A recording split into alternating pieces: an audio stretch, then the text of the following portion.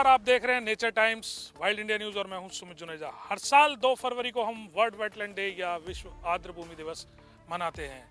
राजस्थान जिसके बारे में ये छवि है कि ये मरुभूमि है, इसमें भी कोई दो राय नहीं है कि ये मरुभूमि है। लेकिन राजस्थान का एक बड़ा भूभाग मरुस्थल होने के बावजूद यहाँ कई प्रकार के इकोसिस्टम हैं, कई प्रकार के लैंडस्केप और विभिन्न भू संरचनाएं हैं, जिसमें वेटलैंड राजस्थान में एक अहम हिस्सा रखते हैं। राजस्थान में फिलहाल 2 रामसर साइट हैं, एक सामर लेक और दूसरी केवलादेव राष्ट्रीय उद्यान। तीसरा उदयपुर का Maynard wetland complex Ramsar site बनने की प्रक्रिया में है। इसके अलावा कई नोटिफाइड वेटलैंड हैं जिन्हें राजकीय संरक्षण प्राप्त है।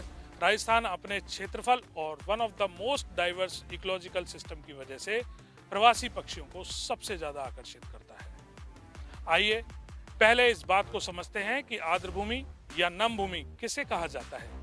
जैसा कि नम से ही स्पष्ट हो जाता है कि नम भूमि वह है जो भूमि जहां पर पानी का ठहराव जमीनी सतह के ऊपर हमेशा बना रहता है। पानी होने के कारण इसके अंदर व आसपास एक माइक्रो इकोसिस्टम डेवलप हो जाता है। यह इकोसिस्टम धीरे धीरे नेचुरल और मानव जनित कारणों से घटता बढ़ता रहता है। वहीं किसी वेटलैंड पर मानव जनित खतरा नहीं हो तो ये अपने आप में कई पक्षियों, मछलियों, उभयचरों, सरीसृप, कीट पतंगों, तितलियों आदि का घर बन जाता है। अतः ऐसे हैबिटेट को बचाना एक महत्ती आवश्यकता हो जाती है। पर्यावरण प्रेमियों का मानना है कि आज वेटलैंड्स की स्थिति बहुत ही खराब है। वन्यजीव संरक्षणकर्ता एवं एक्टिविस्ट अनिल रोजर्स का कहना है कि राजस्थान में कई अनप्रोटेक्टेड वेटलैंड की स्थिति बहुत ही खराब है। यहाँ पानी का अवैध मोटर लगाकर अत्यधिक दोहन होता है।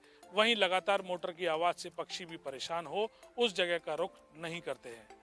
कई जगह मिट्टी डालकर अतिक्रमण कर लिया जाता है तो कहीं तारबंदी कर अवैध पेटा काश्त की जाती है।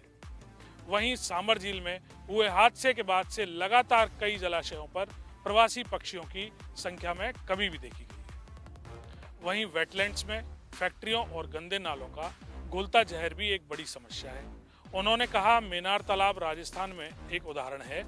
यहाँ तालाब के संरक्षित किए जाने के बाद कई प्रवासी पक्षी हैं वो यहीं के होकर रह गए हैं, जिसमें ग्रेट क्रेस्टेड ग्रीप की मेनार में ब्रीडिंग के साइंटिफिक रिकॉर्ड्स भी उपलब्ध हैं। तो भीलवाड़ा का चावंडिया, राजसमंद का सकरावास और कोटा का जमुनिया पेंटेड स्ट्रॉक की कॉलोनी है। वेटलैंड्स को प्रदूषण से बचाना सरकार के एक महत्वपूर्ण कार्यों में से होना चाहिए। वेटलैंड संरक्षित होंगे तो यहाँ बर्ड टूरिज्म बढ़ेगा, जिससे स्थानीय लोगों को नेचर गाइड के रूप में रोजगार मिलेगा तो राज्य सरकार को भी राजस्व की आय होगी। साथ ही हम प्रकृति द्वारा दी गई धरोहर को भी बचा सकेंगे।